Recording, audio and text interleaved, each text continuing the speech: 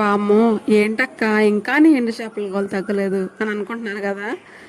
ఇంకా ఈ వీడియో ఒకటే ఉందిలేండి. ఎందుకంటే ముందుసారి పెట్టిన వీడియో వచ్చేసి మేము కొన్నాం కదా, దీన్ని ఇంటికి తీసుకొచ్చిన తర్వాత ఎలా క్లీన్ చేస్తానో చూపిస్తున్నాను ఇక్కడ.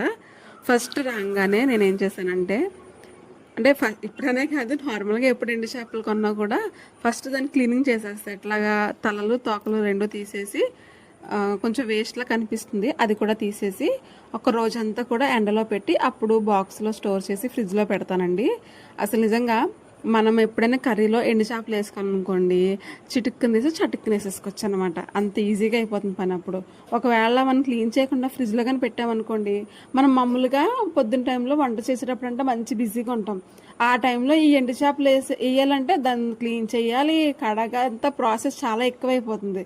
ఇంకంత పని లేకుండా మనం ముందే నీట్ చేసి పెట్టేసుకుంటే కొంచెం వేడి నీళ్ళలో వేసి కడిగేసుకుని అలా కర్రీలో వేసేసుకోవచ్చు.